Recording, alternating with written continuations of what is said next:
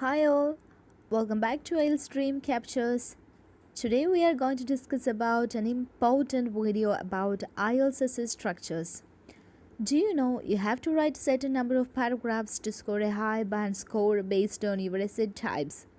I think most of the students have confusion regarding how many paragraphs and how many words that you should write. And again, how can overcome the penalty and underlength? So here is the answer for the question. Watch the complete video and each type of IELTS essay structures. Let's see the 6 types of IELTS essays. Cause and solution, discussion essay, advantage and disadvantage, opinion essay, positive or negative development, two-part essay. For a cause and solution essay, you'll have to write 5 paragraphs. Let's see one example question. All over the world, societies are facing a growing problem with obesity. This problem affects both children and adults. What are the reasons for this rise in obesity? How could it be tackled? So, your essay should contain introduction, 3 body paragraphs, and conclusion. In the 3 body paragraphs, you can either write 2 paragraphs for causes and 1 for solutions, or 1 paragraph for causes and 2 for solutions according to your convenience and your points. Next is the discussion essay. Actually, there are 2 types of discussion essays, with your opinion and without your opinion. Let's see one example. Some people believe that school children should not be given homework by their teachers, whereas others argue that homework plays an important role in education of children. Discuss both views. This is without your opinion. And some cases, maybe the question may contain discuss both views and state your opinion. In that cases, you'll have to write your opinion as well.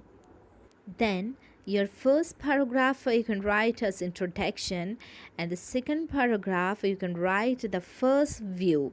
That means school children should not be given homework. And the third paragraph you'll have to write the opposite view. That means homework plays an important role in the education. And the third paragraph you can write your opinion, and the final one is your conclusion. Remember, this structure is in the case of discuss both views and your opinion. If the question is asked only discuss both views, you can skip the 4th paragraph. That means you can skip your opinion. In such questions, you can write introduction, first view, second view, and after that you can directly go to the conclusion without writing your opinion. Please do not write any opinion until the question is asked. Let's see advantage, disadvantage essay. Traffic and accommodation problems are increasing, and the government should encourage businesses to move from cities to rural areas. Do the advantages outweigh the disadvantages? Listen carefully. If the question is asked only write the advantages and disadvantages, you can write first paragraph as your introduction and either 2 paragraphs for advantages and 1 for disadvantages, or 1 paragraph for advantages and 2 for disadvantages based on your ideas, and then go for conclusion. In some cases, they may ask, do the advantages outweigh the disadvantages?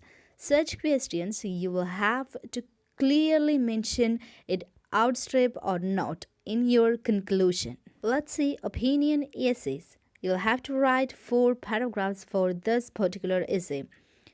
Let's see an example. Students today can easily access information online, so libraries are no longer necessary. Do you agree or disagree? In such questions, write only about your side. That means if you agree with the notion, write only agree points. If you disagree, write only disagree points. If you agree, do not try to write any disagree points, because you'll have to maintain a clear position throughout the essay. So keep it in your mind. In an agree-disagree essay, write 4 paragraphs. First one is your introduction, and the second one is 2 body paragraphs, in which If you are agree, write agree points, write disagree points if you are disagree with the statement, and at last write your conclusion. Next is the positive or negative development essay. It's a 5-paragraph essay. Let's see an example. Students today can access information online, so libraries are no longer necessary. What do you think? Is it a positive or negative development? It's just like an advantage disadvantage essay.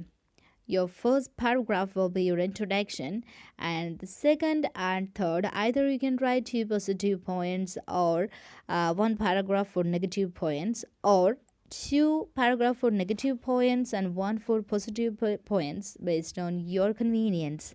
And at last, you can write your conclusion. Let's see two-part essay. It's a 4-paragraph essay and it's a very easy structure. Let's say example. Most people argue that money cannot buy happiness. Why is happiness difficult to define? How can people achieve happiness? In which you'll have to write introduction as your first paragraph, and answer to the first question will be your first paragraph, and answer to the second question will be your second paragraph, and at last you can directly go to the conclusion. Some students may stuck in 6 or 6.5 due to penalty. So here is a tip how to avoid penalty.